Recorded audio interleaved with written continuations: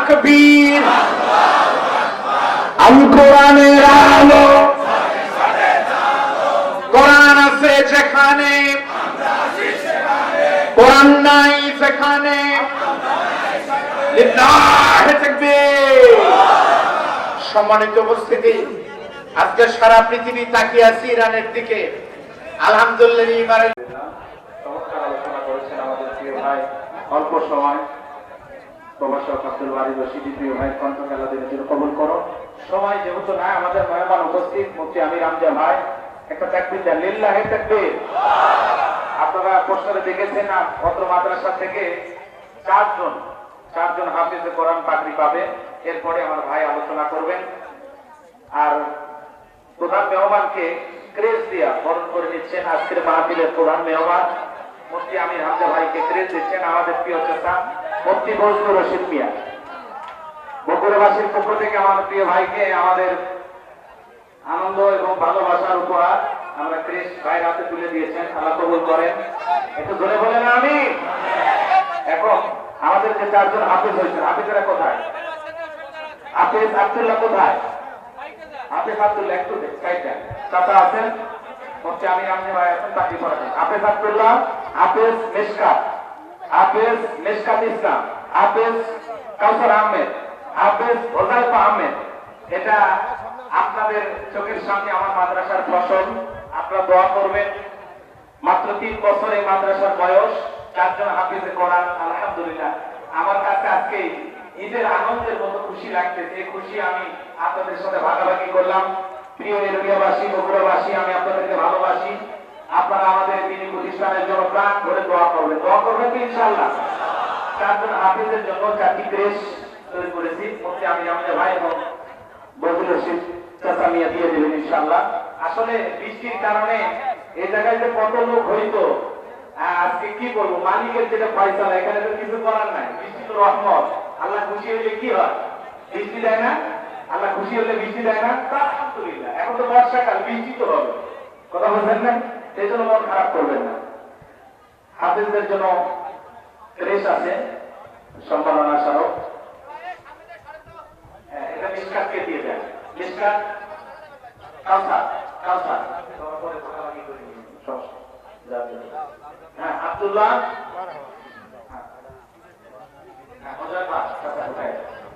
আলহামদুলিল্লাহ। অতিথির জন্য কিছু ক্রেশ আছে আমাদের, সেগুলো আমরা দিয়ে দেবো। ওলামা ইকরামদের হাতে আব্দুল সালাম ভাইকে দিয়ে দেন, আবুল কালাম আজাদ ভাই, আব্দুল বারী রশিদী ভাই এবং রুহুল আমিন যুক্তিবাদী সাহেবকে একটু ক্রেশ দেন। জি, আব্দুল বারী রশিদী ভাই, রুহুল আমিন যুক্তিবাদী সাহেবকে একটা দেন। আব্দুল সালাম ভাই, আলহামদুলিল্লাহ। আমাদের যৌতুক দেওয়ার সময় কম, এটা কোনো দিয়ে দেন। জি জি, মাওলানা আব্দুল বারী রশিদীকে ক্রেজে বরণ করলেন। রুহুল আমিন যুক্তিবাদী সাহেবকে ক্রেজে বরণ করে দিয়েছেন মুফতি আমির হামজা ভাই। ধরে বলেন মারহাবা। সাইফুল্লাহ হাবিবিকে দিচ্ছেন মুফতি মাওলানা ফজলুর রশিদ মিয়া। ধরে বলেন মারহাবা, লিল্লাহি তাকবীর। আমাদের উপস্থাপক সুলতান আলীকে ক্রেজ দিচ্ছেন মাওলানা রুহুল আমিন যুক্তিবাদী সাহেবকে দিয়ে দেন। আল্লাহ কবুল করুন। সকলে বলুন আমিন। এছাড়াও মেম্বার সাহেবেরা আছেন, চেয়ারম্যান সাহেবেরা আছেন, ওনারা আসেননি। অভিভাবকদেরকে টুপি দিয়ে বরণ করেন। ঠিক আছে, এই পর্যায়ে আপনাদের সামনে আলোচনা রাখবেন আমাদের প্রিয় মেহমান, প্রধান আকর্ষণ মুফতি মাওলানা ফজলুর রশিদ মিয়া। আপনারা শুনেছেন তার আলোচনা। উনি আমার অনুরোধে আবারও মঞ্চে আসছেন। এই যে আলেমদেরকে একত্রিত দেখে ভালো লাগতেছে না? বলেন তো, এরকম দৃশ্য আপনারা বারবার দেখতে চান? তাহলে আমার জন্য দোয়া করবেন তো ইনশাআল্লাহ। মেহমানদের জন্য দোয়া করবেন তো ইনশাআল্লাহ। বগুড়ার মাটিতে, এরুলের মাটিতে এইভাবে বারবার আলেমদের মিলন মেলা হোক, চান তো ইনশাআল্লাহ? আর একটা 2 হাত তুলে আপনাকে দেখান। একটা জোরে সোরে আকাশ বাতাসকে প্রকম্পিত করে একটা স্লোগান দেন, লিল্লাহি তাকবীর, লিল্লাহি তাকবীর, আল্লাহু আকবার। আল কোরআনের আলো, আল হাদিসের আলো, দুনিয়ার মুসলিম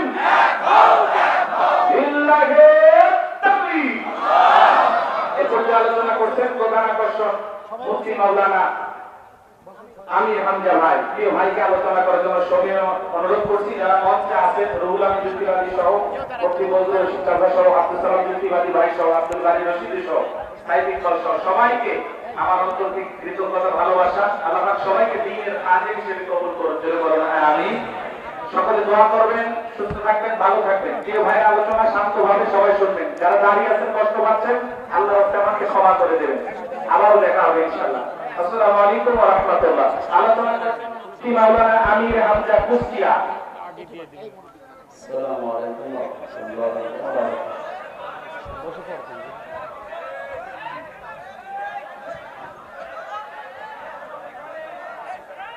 আলহামদুলিল্লাহির রহিমির রহমান الذي خلقنا للعبادة والجان وخصنا بالتكريم بين الحيوان ونشهد أن لا إله إلا الله وحده لا شريك له شهادة موصلة إلى الجنان ونشهد أن محمدا عبده ورسوله المبعوث فينا بالهدى ودين الحق ليظهره على الأديان صلى الله عليه وعلى آله وأصحابه الكرام ما دام الشمس والقمر بجريان والنجم والشجر يسجدان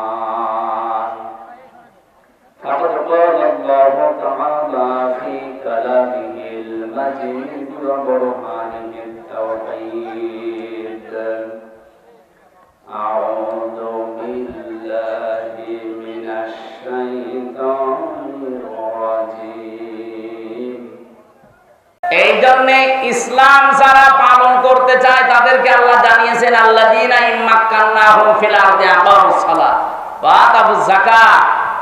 আমি যদি আমার ঈমানদার বান্দাদেরকে চেয়ার দান করি, ক্ষমতা, তাদের প্রথম কাজ হবে তারা নামাজের বিল এনে নামাজ কায়েম করে দিবে জমিনে।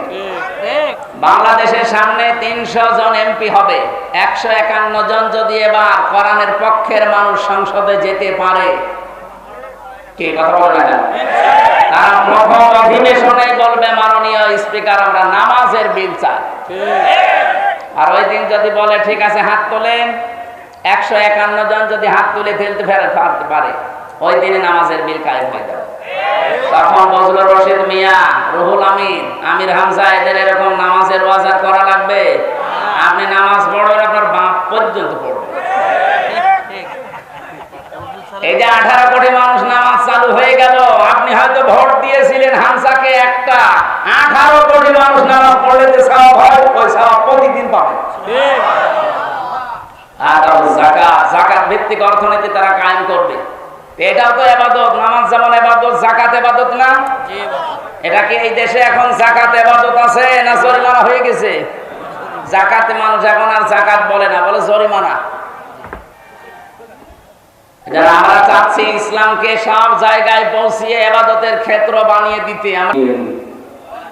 واعبد ربك حتى يأتيك اليقين صدقت يا ربنا عن أبي هريرة رضي الله تعالى عنه قال قال النبي صلى الله عليه وسلم يقال لصاحب القرآن اقرأ وارتقي ورتل كما كنت ترتل في الدنيا فإن منزلك عند آخر آية تقرأها رواه ابن ماجه. وقال تعالى في شان حبيبي وما زادهم إلا إيمانا وتسليما. اللهم صل على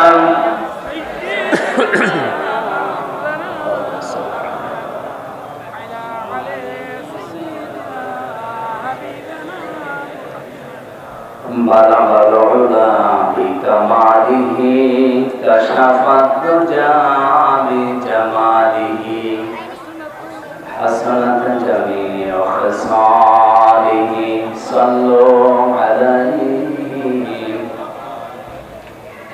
سنة দাওয়াতের মেহমান। সুন্নাত নয় শুধু খাওয়া শেষে মধুপান, আরো কিছু সুন্নাত আছে তুমি জানো কি?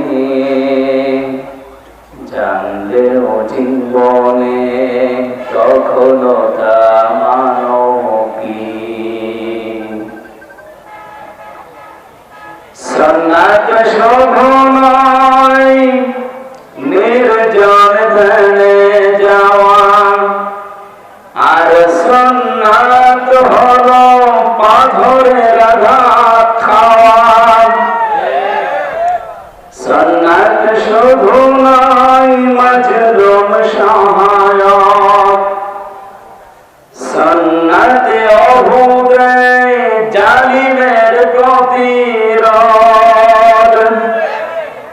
মহাব্বতে তার সুদিনের সাথী তুমি, দুর্দিনেও তার পাশে থাকো কি? আরো কিছু সুন্নাত আছে তুমি জানো কি? জানলেও জীবনে কখনো তা মানো কি?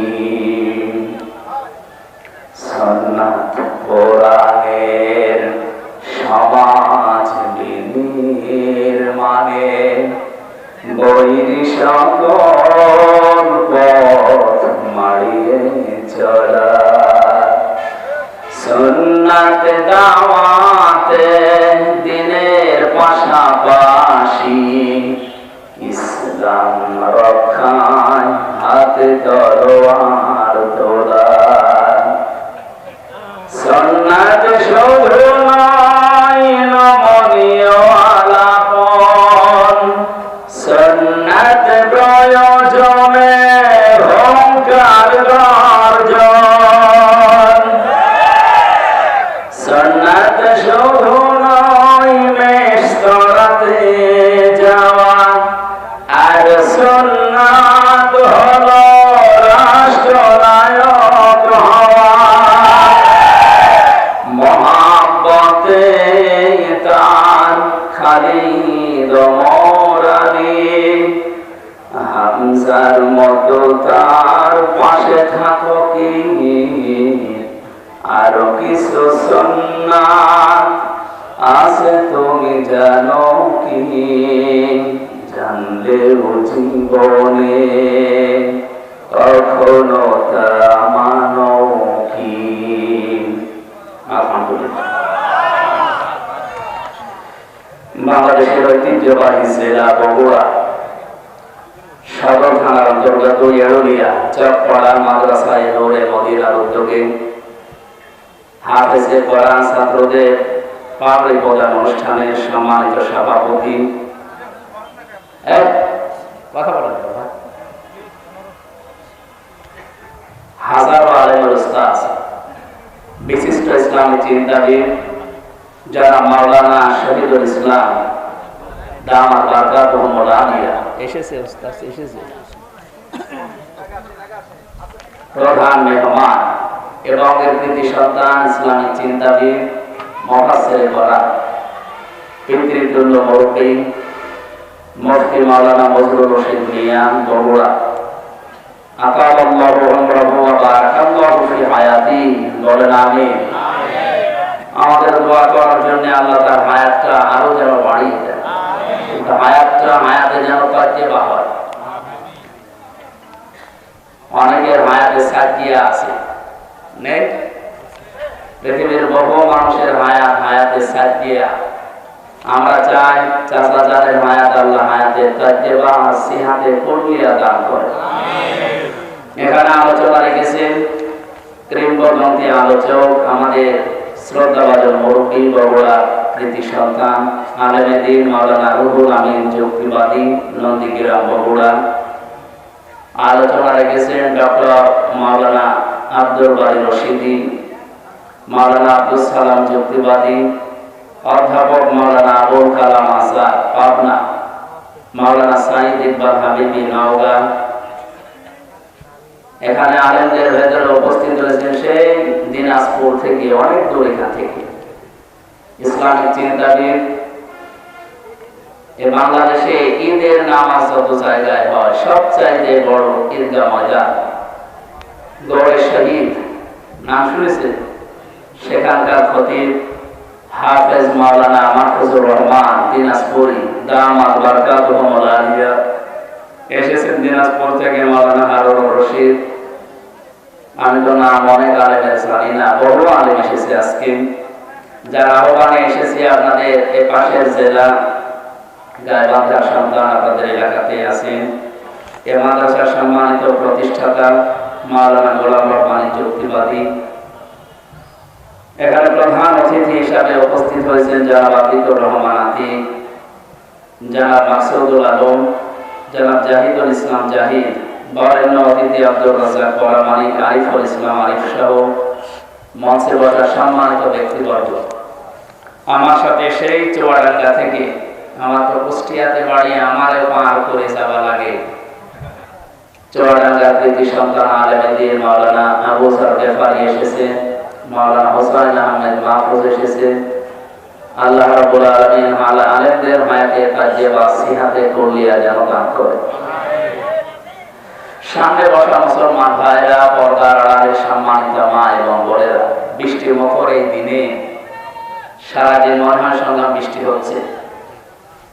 আমার সে ফজরের আজানের পর থেকে 4-5টা অনুষ্ঠান ছিল, ওগুলো বিকাল 3টা পর্যন্ত ছিল।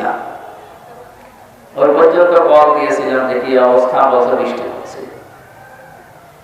এরপর বসে আসেন হয়তো বিকেলে মাগরিবের পরে ঠিক হয়ে যাবে।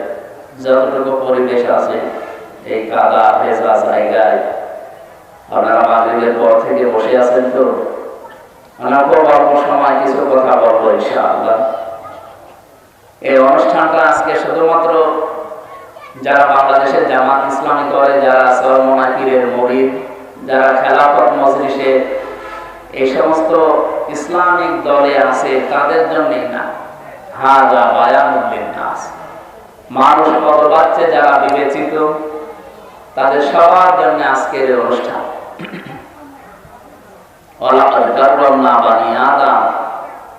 অবশ্যই আমি বনি আদম সন্তানকে সম্মান দিয়েছি। বগুড়াবাসী এই আয়াত থেকে আমরা কয়েকটা তথ্য বের করতে পারলাম। 1 নম্বরে আল্লাহ বলেননি ওয়ালাকাদ কাররামনা বানি মুসলিমিন, আমি মুসলমান সন্তানদেরকে সম্মান দিয়েছি না, মানুষ যারা তাদের সম্মান দিয়েছেন কে? আল্লাহ। দুঃখজনক হলো সত্য, তামাম পৃথিবীতে আজ মানুষের সম্মান নিয়ে সবচেয়ে বেশি সিনেমিনি খেলা হচ্ছে। বিশেষ করে মানুষ নামে কিছু অমানুষ আছে, তার ভেতরে নেতানিয়াহু একজন, মোদি একজন, ট্রাম্প একজন। এই কথা বলেন, এগুলোকে মানুষ বলা যায় নাকি অমানুষেরা? পৃথিবীর নিকৃষ্ট মানুষের তালিকা আপনি দেখবেন ইন্টারনেটে, এদের যাদের নাম বললাম এদের নাম আছে। আরেকজনের নাম আছে, ওটা বলা ঠিক না, এই জন্য বললাম। এই যে মানুষগুলো, আমার মনে হয় আমেরিকা এই জাতে মাতাল হলো, ওরা যেহেতু তাহলে ঠিক আছে, এই কারণে ট্রাম্প নামে, ডোনাল্ড ট্রাম্প নামে এই লোকটাকে থামানো লাগবে। আপনারা প্রকাশ্যে মানবতা বিরোধী অপরাধ যারা করে, যেহেতু সারা দুনিয়ার মানুষকে সবক দিয়ে বেড়ান মানবতার, গণতন্ত্রের, যারা ফিলিস্তিনের অবস্থা কি করেছে তামাম দুনিয়া দেখেছে। সুতরাং আমেরিকার আমার মনে হয় এই মুহূর্তে উচিত এই পৃথিবীর নিকৃষ্ট জাতি এই ইহুদিদের পক্ষ না নিয়ে, তারা যেহেতু খ্রিস্টান, তাদের নবী হযরত মুসা ঈসা আলাইহিস সালামকে এই ইহুদিরা তারা হত্যার দাবি করেছিল যে তাকে আমরা মেরে ফেলেছি। এমনকি তার মা হযরত মরিয়ম আলাইহিস সালাম, তার চরিত্রের উপরে অপবাদ পর্যন্ত দিয়েছিল এই ইহুদিরা। আপনারা নিজেদের জাতিকে, জাতির যারা কর্ণধার তাদেরকে যারা কলঙ্কিত করে তাদের পক্ষ অবলম্বন করবেন, এটা আপনার বিবেকে মেনে নেয়? এজন্য বিবেক যদি কারো কাজে না লাগে ও কিন্তু আর মানুষ থাকে না। উলাইকা কালানআম, আল্লাহ তাআলা বলেন ওগুলো জানোয়ার, বাবুহুমা দর, তার চাইতে খারাপ। এই ছেলে কি কথা বলে?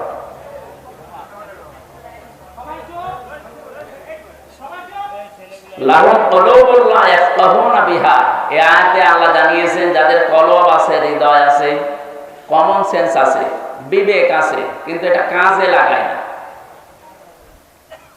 এই মানুষগুলোর কথা বলতে বলতে আরো কয়েকটা ইন্দ্রিয় শক্তির কথা এখানে আছে। ওয়ালাহুম আ'য়ুনুন লা ইউবসিরুনা বিহা ওয়ালাহুম আযানুন লা ইয়াসমাউনা বিহা।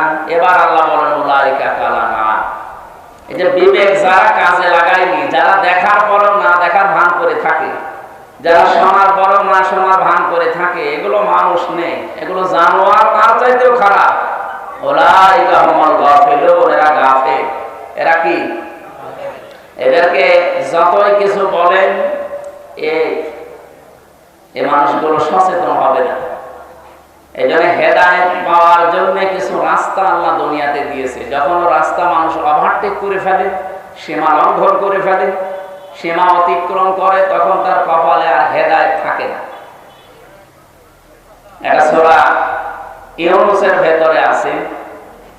ফেরাউনকে আল্লাহ রাব্বুল আলামিন শেষে আর হেদায়েত দেননি। কারণ কি? সে এমন জায়গায় পৌঁছিয়েছিল যে হেদায়েত পাওয়ার জন্য সে বর্ডার পর্যন্ত শেষ করে ফেলেছে, বর্ডারেও থাকে না। হাত্তা ইযা আদরাকাহুল গারাকু ক্বালা আমানতু আন্নাহু লা ইলাহা ইল্লাল্লাযী আমানাত বিহি বানু ইসরাঈল ওয়া আনা মিনাল মুসলিমিন। ও যখন ডুবে যাচ্ছিল তখন বলেছে আমি ঈমান আনলাম। বনি ইসরাঈলরা যার উপরে ঈমান এনেছে তার উপরে ঈমান আনলাম। তারপর সরাসরি আল্লাহর নাম বলে না। ও যদি বলতো আল্লাহ তুমি একজন আছো, আমি তোমাকে মানি, এই মুহূর্তে আমি সব কিছু ছেড়ে দিয়ে তোমার বিশ্বাস করলাম। তাফসীর ফি জিলালিল কোরআনে সাইয়্যিদ কুতুব রাহমাতুল্লাহ আলাইহি লিখেছেন ওই পর্যন্ত আল্লাহ তাআলা মাফ করে দিতেন, কিন্তু না, ও আর বলে না। লা ইলাহা পর্যন্ত বলেছিল, ইল্লাল্লাহ বলতে পারে না। ইল্লাল্লাযী আমানাত বিহি বানু ইসরাঈল, তারপরও সরাসরি আল্লাহর নাম উচ্চারণ করে না। আমরা এখান থেকে একটা জিনিস দেখি, বাংলাদেশে যারা কমিউনিস্ট আন্দোলন করে, আপনি দেখবেন সরাসরি তারা আল্লাহর নাম বলতে চায় না।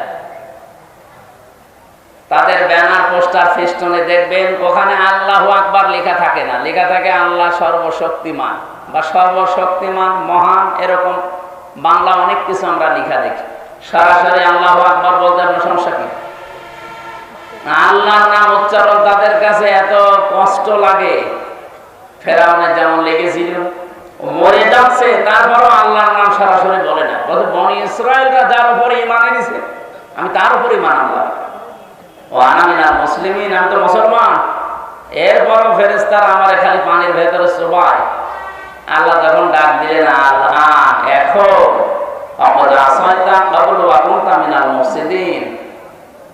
এর আগে তুমি তো বড় সন্ত্রাসী ছিলে। তুমি বলা ঠিক না, এখানে তুই বলা দরকার, কারণ তুমি শব্দটা তো সম্মান সূচক হয়ে গেল।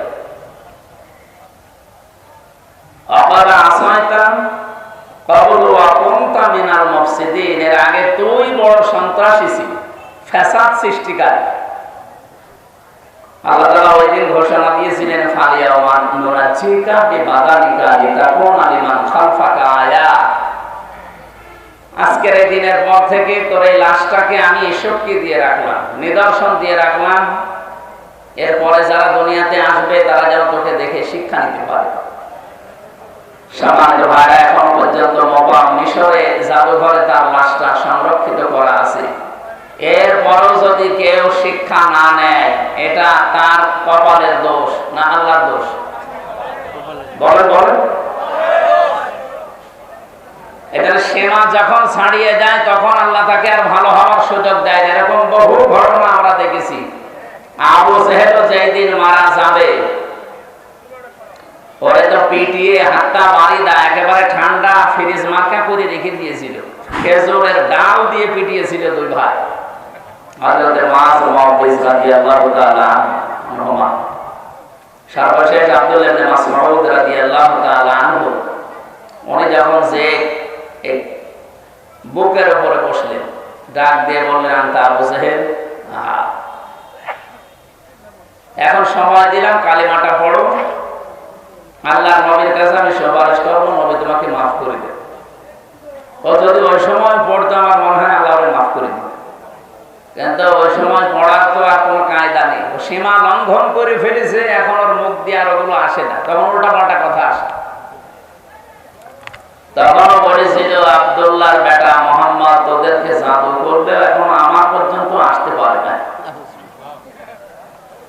উনি বলছে, ঠিক আছে, সুযোগ একবার দিলাম, একবার, দুইবার, তিনবার সুযোগ দেওয়ার পরও যখন সর্বশেষ, সেই মুহূর্তে যদি মোহাম্মদকে আমার সামনে পেতাম, নবীজির ব্যাপারে যখন খারাপ মন্তব্য করেছে তখন ওরে আর ছাড়ে না, গলার ভেতরে ছুরি যখন চালাবে।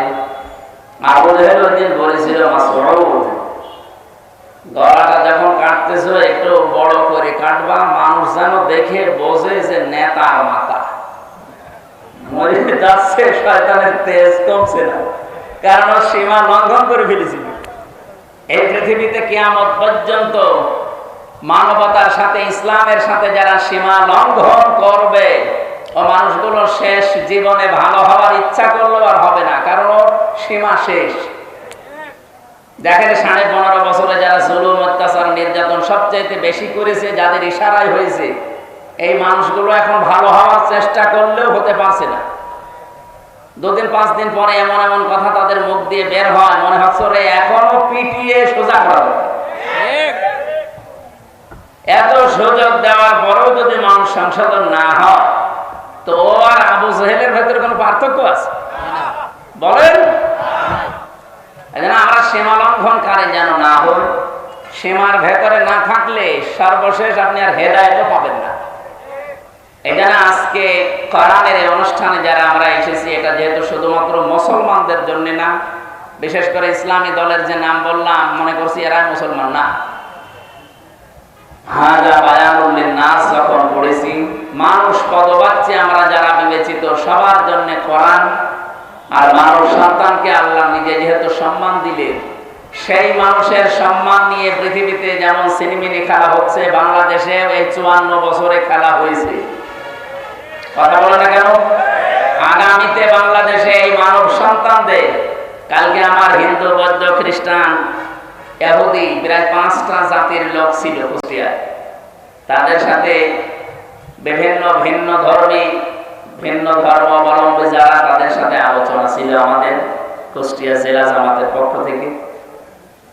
ওনারা এখনো ভয় আছে। হিন্দু কুষ্টিয়া ঐক্য জোটের যিনি সভাপতি বলছিলেন যে আমরা ইসলামের পক্ষে আছি, কিন্তু আমাদের ভয় হয় এই 54 বছরে যারা যা কথা দিয়েছে কেউ কথা রাখে না। কার যেন একটা কবিতার শেষ লাইন আছে না, কেউ কথা। ওনারা বলছে আপনারা কথা রাখবে। আমাদের আমির, জেলা আমির অধ্যাপক আবুল হাশেম, উনি বলবেন আপনারা একটা বার শুধু একটু আস্থা রেখে দেখেন, 54 বছর তো দেখলেন, এবার শুধু ইসলামের হাতে দিয়ে দেখেন, আপনাদের এই বিশ্বাসের মর্যাদা আমরা রাখবো ইনশাআল্লাহ। আমির জামাত ডাক্তার শফিকুর রহমানকে যেভাবে আপনারা দেখেন, ওনাকে যেহেতু আমরা ফলো করে চলি, আমাদেরকেও আপনারা ওইভাবে পাবেন। কি কথা বলবেন এখন? আমির জামাতের যে হাসপাতাল আছে, যে প্রতিষ্ঠান আছে, 2200 মানুষ কাজ করে, তার ভেতরে 350 হচ্ছে অন্য ধর্মের, হিন্দু, খ্রিস্টান, বৌদ্ধ। আমরা চাই দেশে আমরা যারা জন্ম নিয়েছি সংখ্যালঘু, সংখ্যাগুরু বলে আমরা কিছু নেই, সবাই আমরা এই দেশের বৈধ নাগরিক এবং সম্মানিত মানুষ আমরা এই দেশে। কথা বলে না কেন? সুতরাং আল্লাহ এই সৃষ্টির ভেতরে সবচাইতে বেশি সম্মান আল্লাহ যাদের দিলেন, এই সম্মানিত মানুষদের সম্মান নিয়ে আগামীতে কেউ যেন আর সিনেমিনি খেলতে না পারে, সেই ব্যবস্থা এখনই করার সময়। এই ব্যবস্থা করার সময় কিন্তু সামনে আসতেছে। এবার যদি ভুল করেন, 54 বছর না, 108 বছর পার হয়ে যাবে, সুযোগ আর পাবেন না। আশা করি আমি কি বলতে চাই আপনারা বুঝেছেন। আল্লাহ আমাদের সম্মান যাদেরকে দিয়েছেন, এই সম্মান ধরে রাখার এবং সম্মান দেওয়ার তৌফিক যেন দান করেন, বলেন আমিন। যারা এসেছে আজকের অনুষ্ঠানে, আমরা গুরুত্বপূর্ণ কোরআনে কারিমের 2টা আয়াত পড়েছি। এই দুইটা আয়াতকে সামনে নিয়ে কিছু কথা বলার চেষ্টা করব ইনশাআল্লাহ। দরুদ আর সালাম পড়ছে আমাদের নবী মুহাম্মদুর রাসূলুল্লাহ সাল্লাল্লাহু আলাইহি ওয়াসাল্লামের প্রতি। আল্লাহ রাব্বুল আলামিন পৃথিবীতে যত মানুষকে দুনিয়ায় পাঠিয়েছে, এই পৃথিবীতে কোন মানুষের ব্যাপারে এরকম গ্যারান্টি আমি শুনি। প্রায় 13টা বিষয় আমি পেয়েছি কোরআন শরীফে তার বিষয়ে। তার ভেতরে 1 নম্বরে দুনিয়ার কোন মানুষকে অনুসরণ করলে আপনার জীবনের পাপ মাফ হয়ে যাবে, আমি পাই না। কিন্তু মুহাম্মদ রাসূলুল্লাহকে অনুসরণ করে যদি জীবন চালায়, আল্লাহ তাকে মাফ করে শুধু দেবে না, আল্লাহ গ্যারান্টি দিয়েছেন, কুল ইন কুনতুম তুহিব্বুনাল্লাহ ফাত্তাবিউনি ইউহিব্বুকুমুল্লাহ ওয়া ইয়াগফির লাকুম যুনুবাকুম। হে নবী, আপনি বলুন, তোমরা যদি আল্লাহকে ভালোবাসি এই দাবি করো, ফাত্তাবিউনি, আমি রাসূলের অনুসরণ করো। এ পর্যন্ত যদি কেউ মানতে পারে, আল্লাহ বলেন ইউহিব্বুকুমুল্লাহ, আমি আল্লাহ নিজেই তাকে ভালোবাসবো। ভালোবেসেছি এ কথা এখানে নেই। ইউহিব্বু মুজারে, বর্তমান, ভবিষ্যৎ, প্রেজেন্ট, ফিউচার। কেউ যদি রাসূলকে অনুসরণ করে, আমার আল্লাহ তাকে ভালোবাসা আরম্ভ করবে। আল্লাহ যদি কাউকে ভালোবাসে, ওয়া ইয়াগফির লাকুম যুনুবাকুম, ইয়াগফির এটা মুজারে, জানবো না যে আল্লাহ জনব দিয়েছেন বহু বছর, ওর জীবনের একটা অপরাধ আল্লাহ রাখবে না, সবগুলো মাফ করে দেবে। একটা আমার মনে হয় এখানে আমরা অনেকে জন্মের পর থেকে শুনতেছি, কয়েকটা তথ্য এখানে পাবেন যেটা এখনই আমাদের শুনলে মানতে মনে চাইবে। এদিকে তাকান, আল্লাহ তাআলা বলেন, কুল ইন কুনতুম তুহিব্বুনাল্লাহ ফাত্তাবিউনি। নবী, আপনি বলেন, যদি তারা দাবি করে যে আল্লাহ তোমাকে ভালোবাসি, এ দাবি আমাদের আছে না?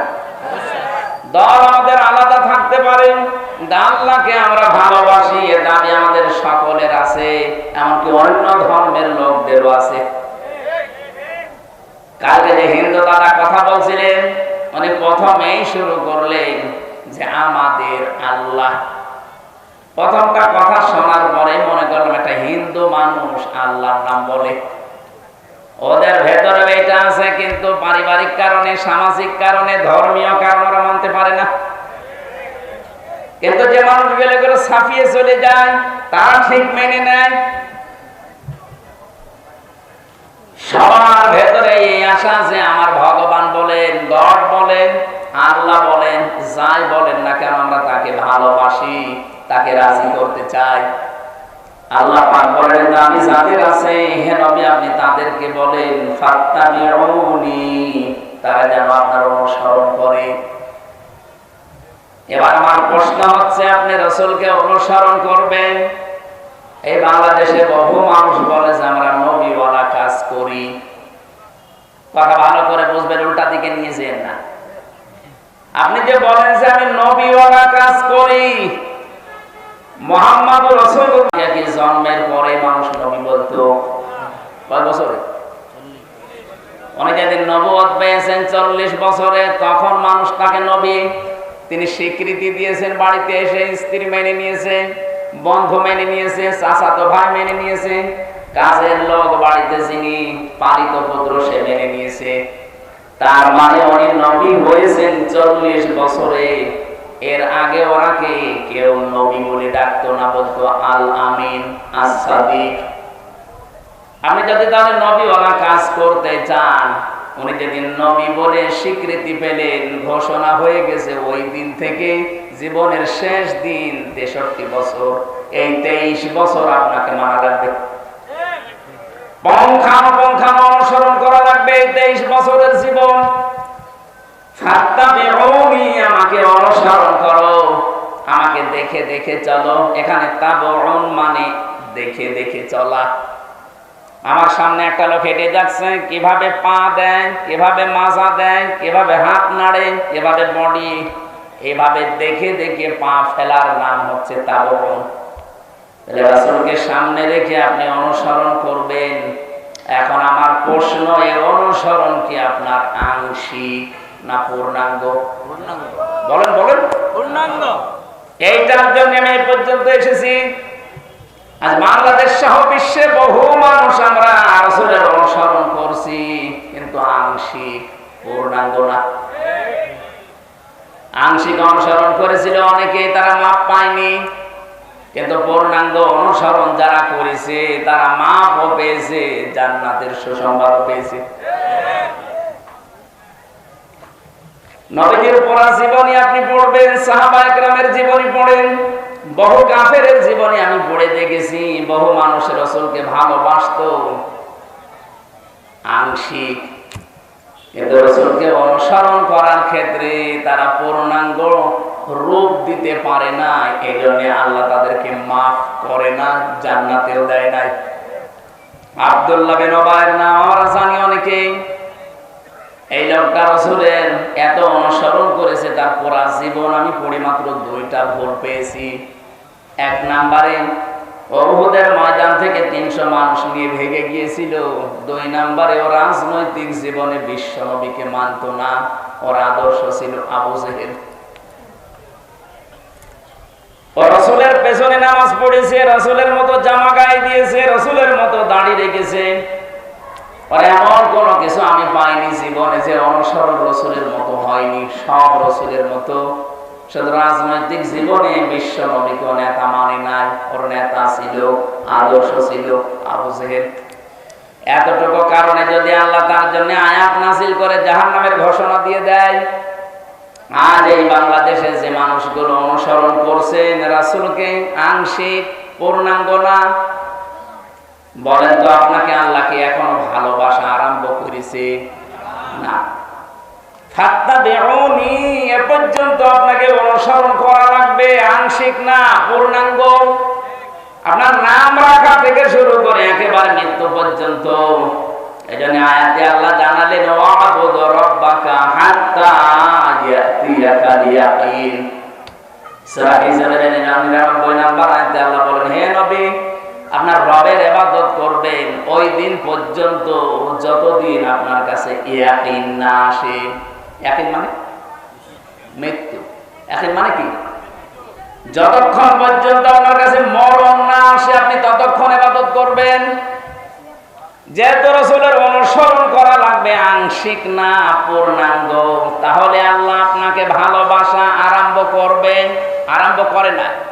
তাহলে এখন আমাদের উচিত হচ্ছে আমাদের অনুসরণ করা লাগবে মাথা থেকে পা পর্যন্ত, রান্নাঘর থেকে আন্তর্জাতিক জীবন পর্যন্ত। কি আংশিক, আংশিক না পূর্ণাঙ্গ? পূর্ণাঙ্গ। এই পূর্ণাঙ্গটা বলতে গেলে কিছু মানুষের মন পাওয়া যায় না। আমরা তো পূর্ণাঙ্গ অনুসরণের কথা বলি। আপনি যখনই পূর্ণাঙ্গ অনুসরণ আরম্ভ করে দেবেন তখন আল্লাহ আপনাকে ভালোবাসা শুরু করবে।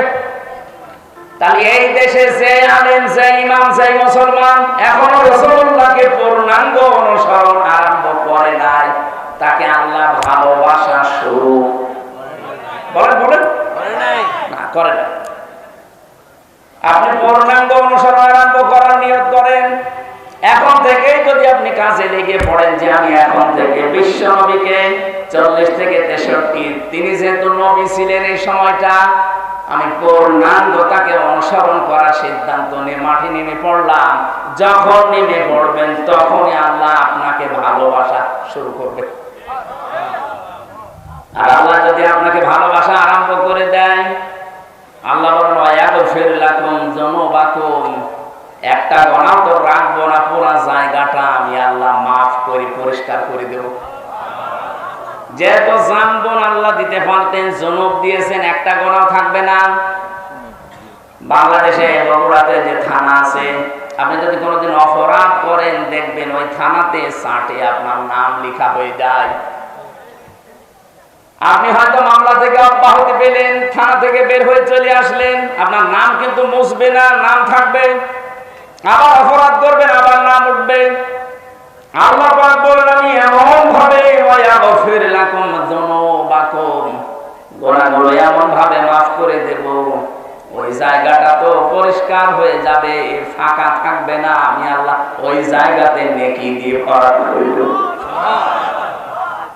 এই যে নেকি দিয়ে ভরাট করে দেব, এটা কোথায় আছে?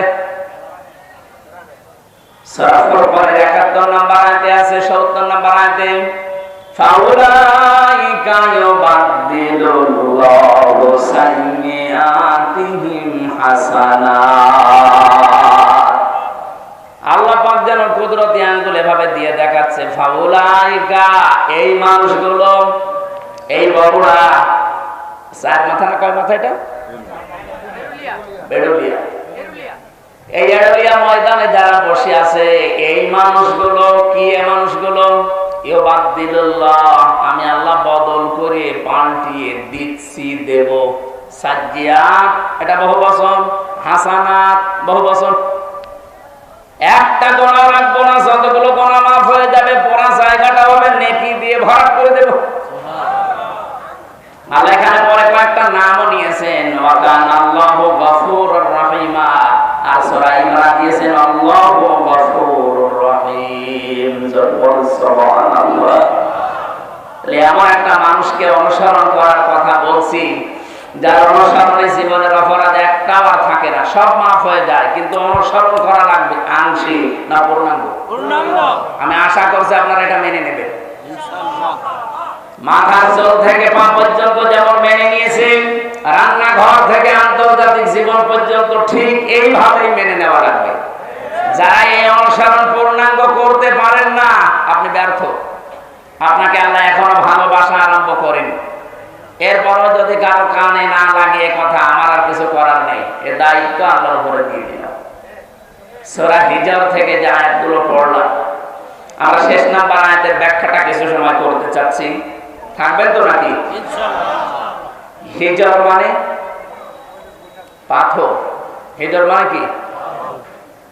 আল্লাহ রাব্বুল আলামিন বলেন ওয়া'বুদ, ইবাদত করো, রব্বাকা, তোমার রবের।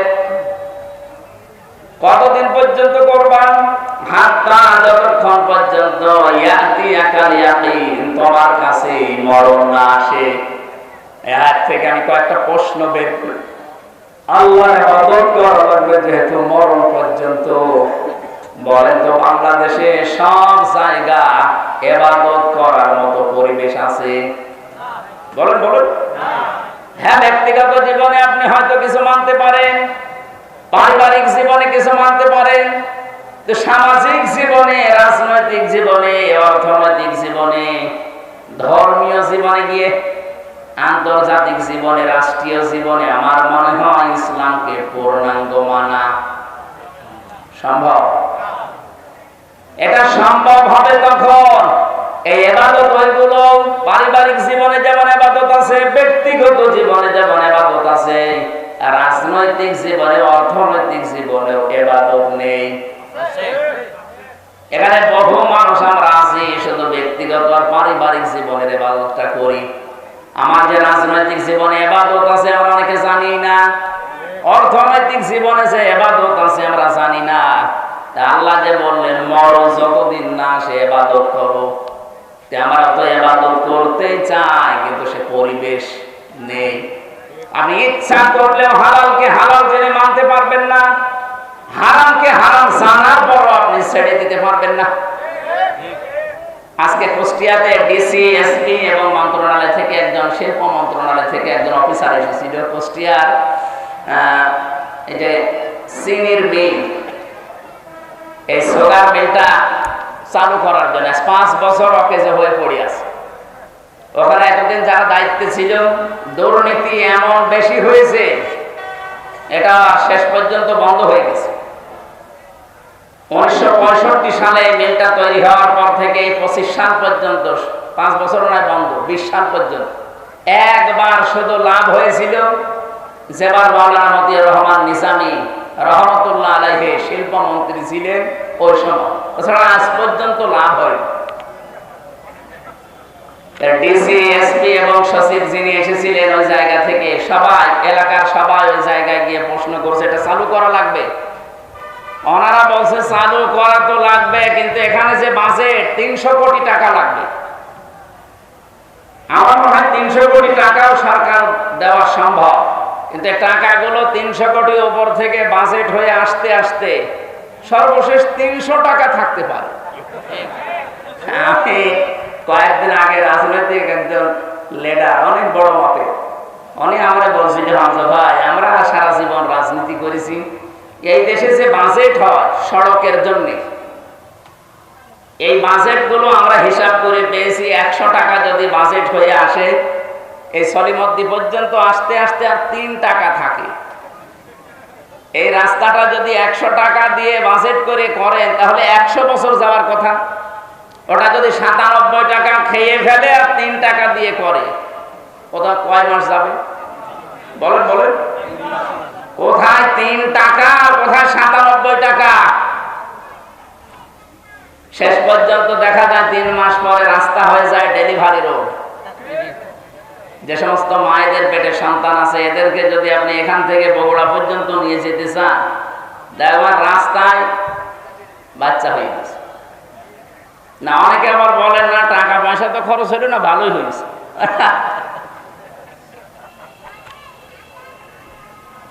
তো এই মেলটা চালু করার জন্য আজকে এলাকাবাসী সবাই এসে ডিসি এসপি সাহেবকে বলছিল যে আপনারা উদ্যোগ নেন। তো উদ্যোগ নিয়ে করবে কি? কারণ এই টাকাগুলো তো আসা লাগবে জায়গা পর্যন্ত। এই জায়গা পর্যন্ত আসার আগে যদি 8-10 হাতে এগুলো বিলোপন হতে হতে শেষ পর্যন্ত 300 কোটি টাকা, সেই জায়গা থেকে যদি 3 কোটিও না বাঁচে, তো ও মিল কি আমাদের আগ পর্যন্ত আর দাঁড়াবে?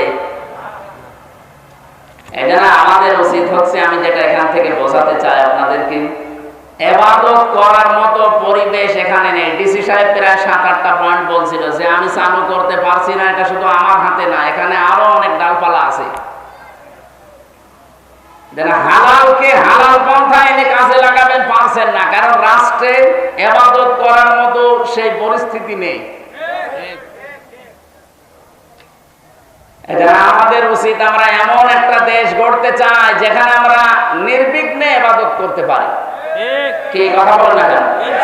আমাদেরকে যিনি বানিয়েছেন ইবাদত হবে তার, আমরা এমন ইবাদত করব যেন ইবাদতে বাধা না আসে। এদেশে ইবাদতে বাধা আসে না, বলেন আসে না? এমনকি অনেকে আমরা বাস্তবতায় বাধ্য হই নিজের কর্মজীবনকে কলুষিত করার জন্য। এই যে প্রশাসনে যারা আছে, বিশেষ করে আগস্টের 5 তারিখের আগের ওই পুলিশ তো এখন অন্তত ওই মনোভাব নিয়ে এখন আর কাজ করছে না। এখন অনেকেই পরিবর্তন হওয়ার চেষ্টায় আছে। এই জন্য আমাদের দাবি হচ্ছে, ইসলাম যদি এই দেশে ক্ষমতায় যায়, আমরা বহুবার বলেছি, এটা আমরা যেহেতু এই বিভাগটা প্রশাসন যেটা পুলিশ, এটা হযরত ওমর বানিয়েছিলেন। সুবহানাল্লাহ বলতে পারেন না? অথচ এদের নাম শুনলে মানুষ এখন ঘৃণা করে। এদের কিছু কাজ কারবারের কারণে জাতির কাছে আজ এরা কালার হয়ে গেছে। আমরা ইসলাম যদি দেশে আনতে পারি, সর্বপ্রথম কাজ হবে প্রশাসনে যারা দায়িত্বে আছে, যে যে বিভাগে কাজ করে, আপনারা 8 ঘন্টা ডিউটি করেন।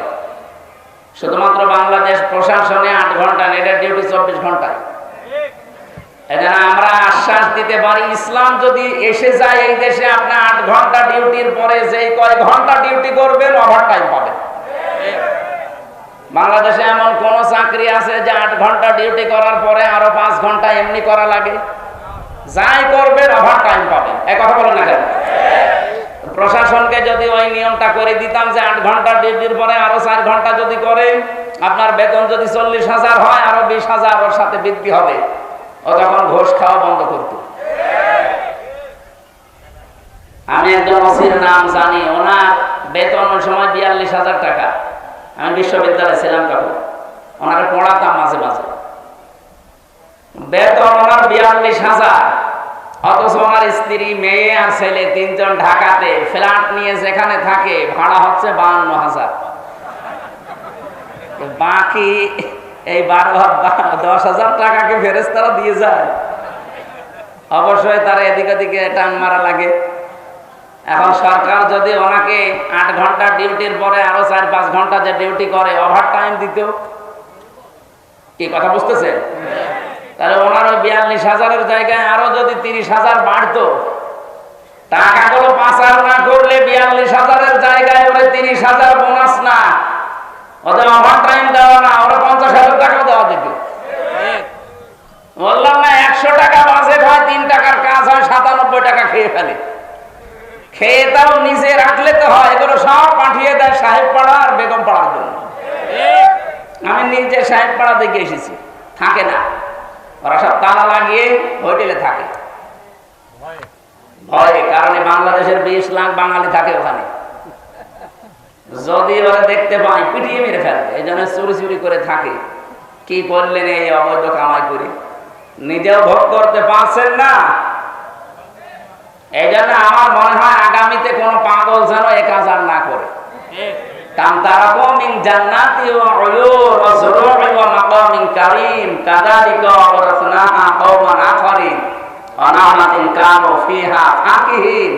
আল্লাহ কি সুন্দর উদাহরণ দিয়েছেন, হে নবী, এরা কত বাগান, কত অট্টালিকা, কত সম্মানজনক বাড়ি ঘর সব ছেড়ে পালিয়েছে, সব পড়ে আছে।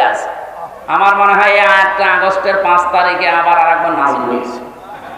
আপনি দেখেন সারা দেশে জালেমদের বাড়ি ঘর, তাদের বাগান, তাদের অট্টালিকা, তাদের সুন্দর সুন্দর কত কিছু বানিয়েছিল, সব এখন পরিত্যক্ত হয়ে পড়ে আছে। আর ওরা সব এখন বিভিন্ন দেশে যে পালিয়েছে, তো পালিয়েছে, চোরের মতো থাকে। আর এমন অপমান, সামরে জাউল করিম নামে এক মন্ত্রী ছিল, মাছ মন্ত্রী, মৎস্য মন্ত্রী। এই লোকটা কয়েকদিন আগে একটা লাইভ পাঠিয়েছে যে আমি 7 দিন পালিয়েছিলাম আমার ঘরের ভেতরে ঢাকায়, কিন্তু আর পারলাম না। বৈষম্য বিরোধী ছাত্র আন্দোলনে যারা নেতৃত্ব দেয় এরা আমাকে খুঁজছিল, খুঁজে পেলেই তো আমার 12টা বাজাবে। এই জন্য বোরকা পরে আমি ওখান থেকে পালিয়ে শেষ পর্যন্ত বর্ডারে গিয়ে 4 ঘন্টা পাহাড় দিচ্ছে, ওইদিকে ভারতের লোক, এদিকে বাংলাদেশের। কি করব, এই কচুরি পানার ভেতরে 4 ঘন্টা আমি ওই জায়গায় লুকিয়েছিলাম। এরপরে রাত যত গভীর হয়, দুই দিককার মানুষ যখন আস্তে আস্তে ঘুমিয়ে পড়ে, এই ফাঁকে আমি এই বর্ডার পার হব। এর চাইতে আর কত অপমান করবে জালেমদের বলে। এটা দেখেও যদি আগামীতে যারা আসবে এরা যদি শিক্ষা না নেয়, এদের কপালে আরো দুর্গতি আছে। আল্লাহ রাব্বুল আলামিন বলেন,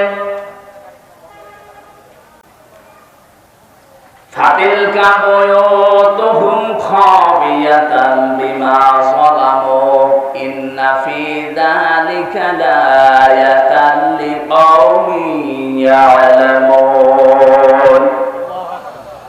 সূরা নমল 19 নম্বর পারার 20 নম্বর পৃষ্ঠার 7 নম্বর লাইনের 52 নম্বর আয়াতে আছে।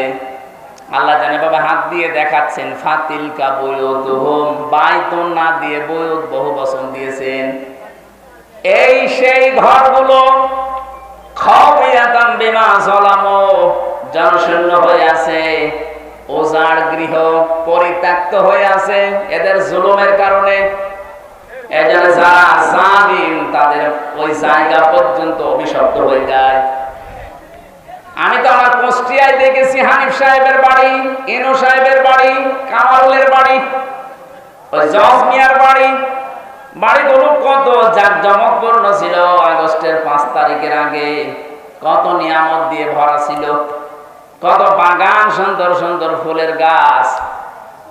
আগস্টের 5 তারিখের বিকাল 5টা বাজতে বাজতে ওটা শ্মশান বানিয়ে দিয়েছে কে? না, ফাকুতিয়া দাবিরুল কওমিল্লাযিনা যালামু। সূরা আনআম 7 নম্বর পারা 12 নম্বর পৃষ্ঠা 4 নম্বর লাইনের 45 নম্বর আয়াতের প্রথম অংশে আছে। আল্লাহ তাআলা বলেন, জালেমদের শিকড় কাটা হয়ে গেছে। কেটেছে কে? হ্যাঁ, আলে কতিয়া এটা মসুর, এর কর্তাকে ফাইলকে জানা নেই। জালেমদের শিকড় কাটা হয়ে গেছে, কিন্তু কেটেছে কে কেউ জানে না। এখন যদি আপনি বাংলাদেশে খোঁজ নেন যে বগুড়াতে যে জালেমদের বাড়ি ঘর ভাঙা হয়েছে, এটা ভাঙলো কে? একটা লোকের নাম বলেন, নেই। কে ভেঙেছে কেউ জানে না। হানিফ সাহেবের বাড়ি পায়খানার প্যান পর্যন্ত খুলে নিয়ে চলে গেছে, কিন্তু কে নিয়েছে কেউ জানে না।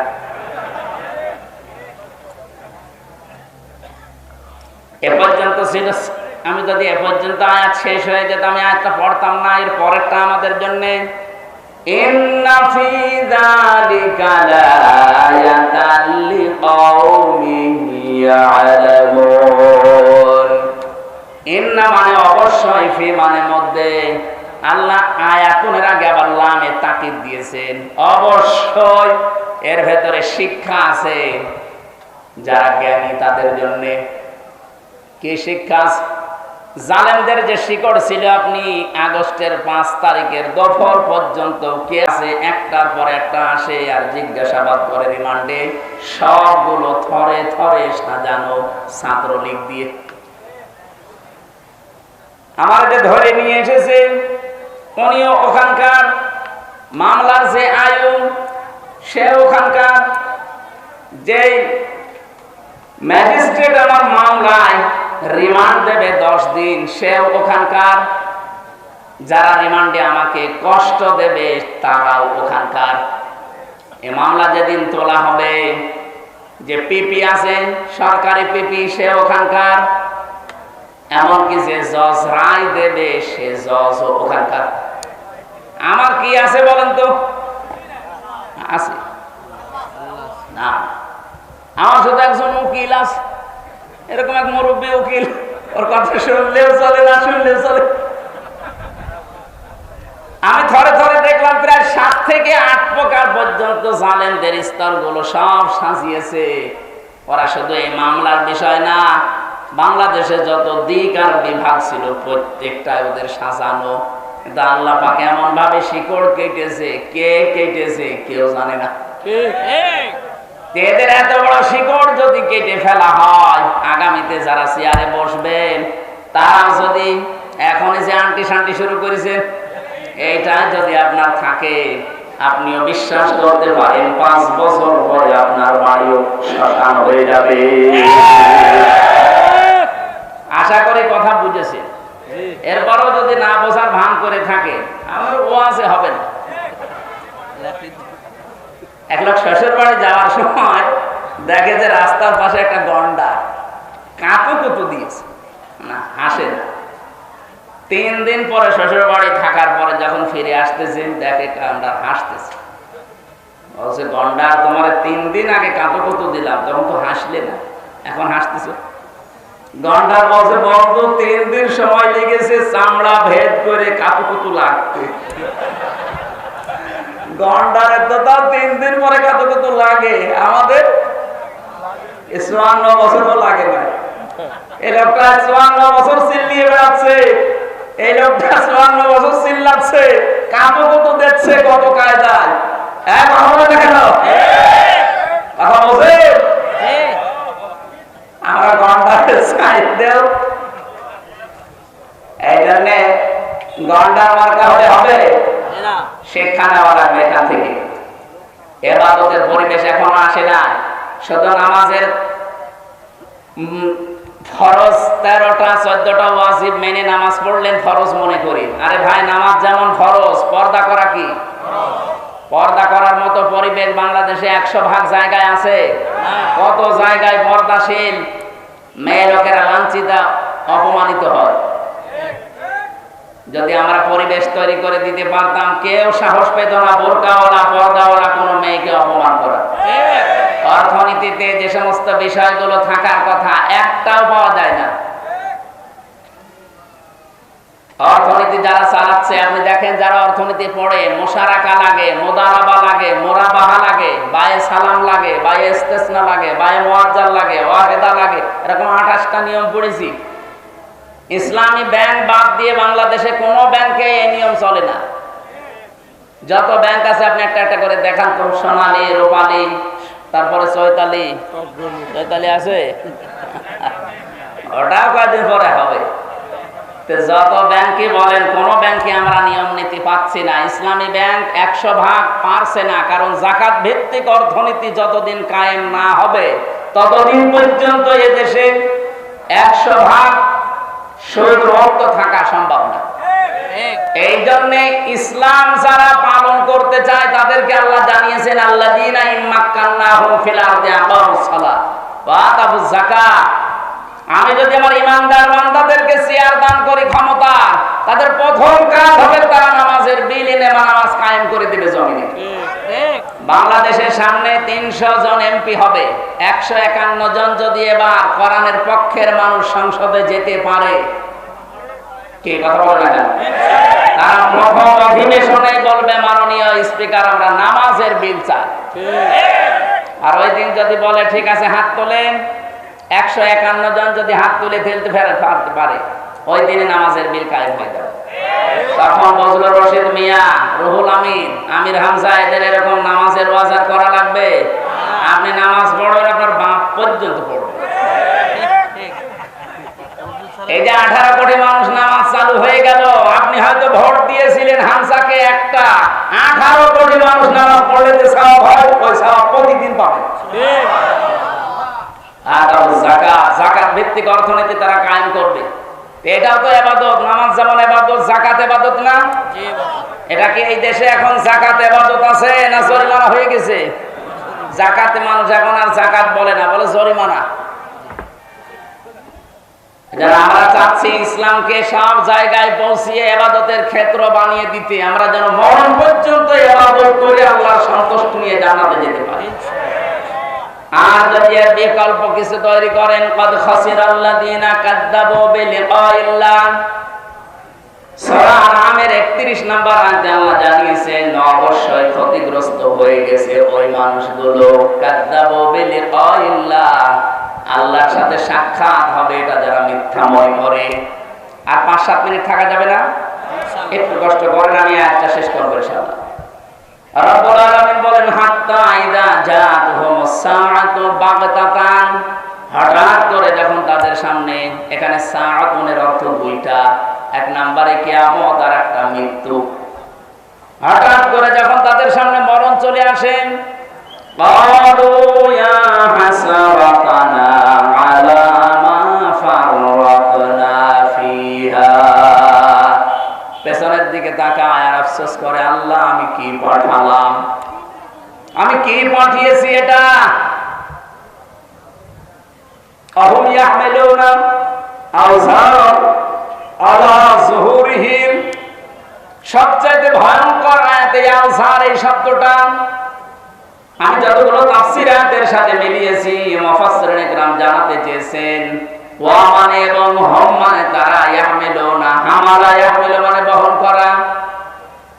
আল্লাহ এখানে জানাতে চেয়েছেন তারা বহন করছে এবং করবে।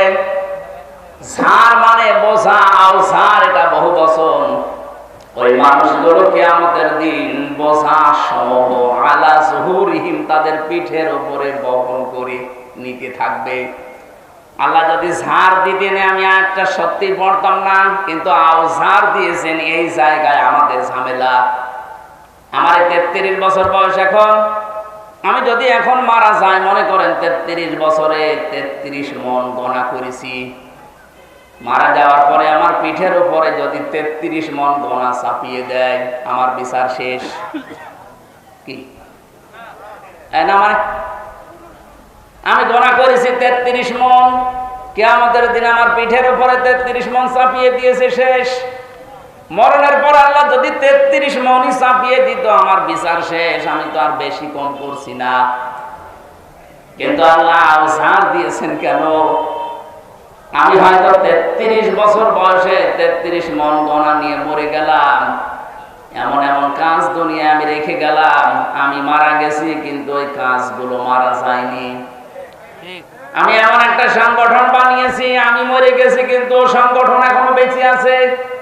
ওই সংগঠনের ছেলেরা মানুষের কাছে চাঁদাবাজি করে, ওই সংগঠনের ছেলেরা মানুষের রগ কাটে, ওই সংগঠনের ছেলেরা মানুষকে বিনা কারণে কষ্ট দেয়। আমি তো মরে গেছি 33 মন গোনা নিয়ে, কিন্তু ওরা যা করবে ওগুলো সব ফিলাক্সি লোড হয়ে আমার আমল নামায় জমা হতে থাকবে। মরেছিলাম মাত্র 33 মন গোনা নিয়ে, কিয়ামতের দিন যখন আমি উঠবো 33,000 মন হয়ে যাবে। এরকম মানুষ বাংলাদেশে নেই? নাম ধরা লাগবে। এই জন্য আমার ভয় হয় এই জায়গায়। আল্লাহ যদি যদি এ পর্যন্ত বলতো, এর পরের শব্দটা মারাত্মক, আলা সামা ইয়াসিরুন। ফেরেশতারা বলবে কত নিকৃষ্ট বোঝা হামজা বসলো, রুহুল আমিন এরা বহন করে নিয়ে যাচ্ছে। আজকে হয়তো সম্মান দিয়ে চেয়ারে বসিয়েছেন, কিয়ামতের দিন আমার গোনা বাড়তে বাড়তে বোঝা হতে হতে যখন 33 থেকে 33,000 মন হয়ে যাবে, কিয়ামতের ময়দানে আমার এই দৃশ্য দেখে ফেরেশতারা বলতে থাকবে আলা সামা ইয়াসিরুন, কত নিকৃষ্ট বোঝা এরা বহন করে নিয়ে যাচ্ছে। বলেন নাউযুবিল্লাহ। আয়াতটা পড়ার পর সত্যি আমাদের ভয় হয়। তারপর একটা আশার বাণী পেয়েছি, বিশ্বনবী জানিয়েছেন যারা আলেম, কিয়ামতের দিন আল্লাহ সবার সামনে তাদের বিচার করবে না। ময়দানে মাহশারে কঠিন অবস্থায় আল্লাহ পাক নিজে কুদরতে একটা চাদর দিয়ে মানুষটাকে ঢেকে নেবে, আড়াল করে নিয়ে জিজ্ঞাসা করবে, বসলো এই কাজগুলো করেছিলি? আল্লাহ যেহেতু সব জানে, মাথা নিচু করে জবাব দেওয়া লাগবে, আল্লাহ আমি করেছি, আমারে মাফ করে দেন। তার চোখের দিকে কাকতি মিনতির দিকে তাকিয়ে শেষ পর্যন্ত আল্লাহ বলবে, গোপনে মাফ করে দিলাম, কাউকে বলবি না, জান্নাতে চলে যা। এইটা চাচ্ছি আমরা। তাছাড়া আল্লাহ যদি হিসাব নেওয়া শুরু করে, এখানে যত ভালো ভালো মানুষই আমরা বসে আছি, কেউ পার পাওয়া সম্ভব না। কিয়ামতের দিনে যে হাদিসটা যে ব্যাখ্যা করেছি, কিয়ামতে যেন আল্লাহ আমাদের সাথে এই আচরণটা করেন। বলেন আমিন। দুনিয়াতে এমনও মানুষ আছে শুধু গোনায়ে জারিয়া বলি আমরা, সাদগায়ে জারিয়া, গোনায়ে জারিয়া আছে।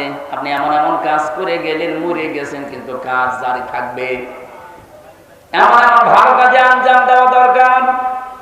মাওলানা যুক্তিবাদী আজকে যে মাদ্রাসাটা বানিয়েছে, কিয়ামত পর্যন্ত যেটা টিকে থাকে, 4 জন হাফেজ হয়েছে, এরা আরো 4 জনকে বানাবে, এরা আরো 4 জনকে বানাবে। এলেম এভাবে ছড়াতে ছড়াতে কিয়ামত পর্যন্ত চলে যাবে। উনি হয়তো আর 20-30 বছর পরে মরে যাবে, কিয়ামত পর্যন্ত কবরের ভেতরে আমার আল্লাহ সওয়াব পাঠাতেই থাকবেন। হয়তো এই গোলাম রব্বানির বয়স খুব বেশি হলো না, 40 বছর হবে। এই 40 বছরে 40 মণ নেকি নিয়ে উনি মারা গিয়েছে। কিয়ামতে যখন উঠবে আমল নামায় দেখবে 40,000 মণ নেকি আল্লাহ দিয়ে দিয়েছে। এরপর ওই সাহেবুল কোরআন, সাহেবে কোরআনকে কিয়ামতের দিন আল্লাহ তাআলা বলবেন, পড়ো, ইকরা ওয়ারতাকি ওয়ারাত্তিল। শুধু পড়ো বলে শেষ করেননি, নবীজি বলেন যে পড়বে পড়ো আর উপরে ওঠো। ওয়ারতাকি ওয়ারাত্তিল, উপরে উঠতে থাকুন তার তিলের সাথে পড়তে পড়তে। তার তিলের সাথে পড়া বলতে আমি এখানে 4টা বিষয় পেয়েছি। কোরআন শরীফের ভেতরে আপনি 3টা শব্দ পাবেন কোরআন পড়ার ব্যাপারে, কারা আর রাতালা আর তালাওয়াত। এখানে রাত্তিল শব্দটা আছে। কেউ যদি সত্যি রাত্তিলের সাথে পড়তে পড়তে উপরে উঠতে চায়, দুনিয়া থেকে 4টা বিষয় তার মানা লাগবে। 1 নম্বরে তাকে শুদ্ধ করে পড়তে হবে তার তিলের সাথে, 2 নম্বরে ওটা বুঝতে হবে, 3 নম্বরে ওই বোঝা বিষয়ের উপরে নিজের জীবনে কাজ করা লাগবে, 4 নম্বরে ওটা যেন মানুষ মানতে পারে সেই পরিবেশ তৈরি করে দেওয়া লাগবে। আমরা যেহেতু ইবাদতের ক্ষেত্র তৈরি করতে চাই বাংলাদেশে, আর এটা সবচাইতে বেশি এগিয়ে আছে বাংলাদেশ জামাত ইসলামী, ইসলামী ছাত্র শিবির, ইসলামী ছাত্রী সংস্থা এবং অন্যান্য ইসলামী দল যতগুলো আছে তারা চেষ্টা চালাচ্ছে এই দেশে যেন আমরা পুরা ইসলাম মানে ইবাদত যেন আমরা আল্লাহর মরণ পর্যন্ত করতে পারি, সেই পরিবেশ আমরা তৈরি করতে চাই ইনশাআল্লাহ। এই 54 বছর আমাদের কাঁধের উপরে পাড়া দিয়ে অনেকে অনেক কাজ করেছে, এবার কিন্তু সবাই বুঝে ফেলেছে।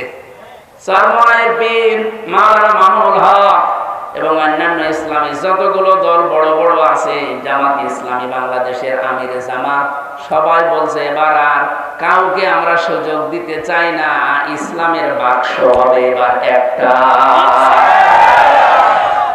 জোয়ার যেভাবে এসেছে আশা করছি ইবাদতের ক্ষেত্র সারা বাংলাদেশের রান্নাঘর থেকে আন্তর্জাতিক জীবন পর্যন্ত তৈরি হয়ে যাবে ইনশাআল্লাহ। কামা কুনতা তুরাত্তিলু ফিদ দুনিয়া, যেভাবে পড়তে দুনিয়ায় ওইভাবে পড়ো। ফাইন্না মানসিলাকা ইনদা আখিরি আয়াতিন তাকরাউহা, পড়তে পড়তে যে পর্যন্ত যেতে পারবা ওই পর্যন্ত যে তোমার মনজিলে মাকসুদ হবে।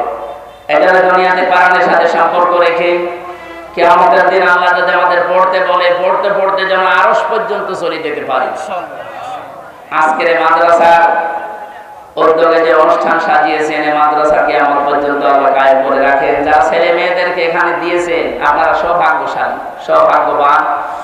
এই মানুষগুলো অনেকে হয়তো স্কুলে কলেজে বিভিন্ন কিন্ডারগার্টেনে দিতে পারতেন না, মাদ্রাসায় দিয়েছেন। এলেম শিক্ষা করার পর যদি মনে করেন এই ছেলে দিয়ে কি হবে, কি হবে আপনি চোখ বন্ধ হওয়ার পরে টের পাবেন। ওর কপালে যা আছে অত পর্যন্ত যাবে।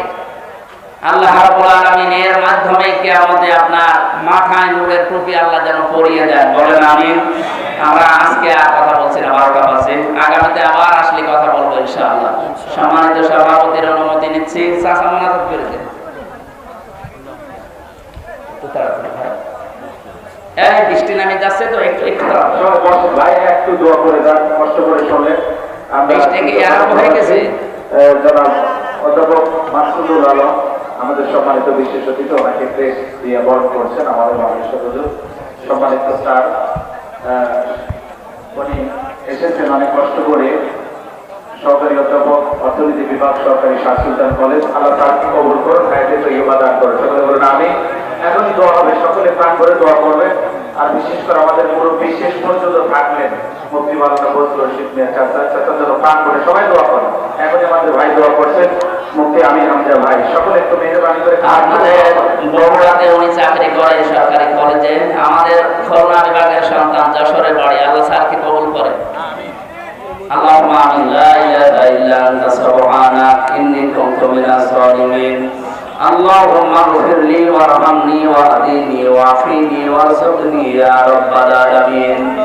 আল্লাহ তাআলা বগুড়া শহরের পাশে কোরআন কারীমের অনুষ্ঠানে বসে দীর্ঘক্ষণ তোমার কোরআন থেকে কিছু কথা শুনেছি, নবীর হাদিস থেকে, এগুলো জীবনে আমল করার তৌফিক দাও। মাহফিলের সম্মানিত সভাপতি মাওলানা শহীদুল ইসলামকে মঞ্জুর করো। প্রধান অতিথি, আজকের মাহফিলের প্রধান মেহমান মুফতি মাওলানা বজলুর রশিদ মিয়া সহ আলহাজ মাওলানা রুহুল আমিন যুক্তিবাদী সহ যত আলেমরা এসেছে, আল্লাহ আলেমদেরকে তুমি হায়াতে তাইতে বাসিয়াতে কলিয়া দান করো। যারা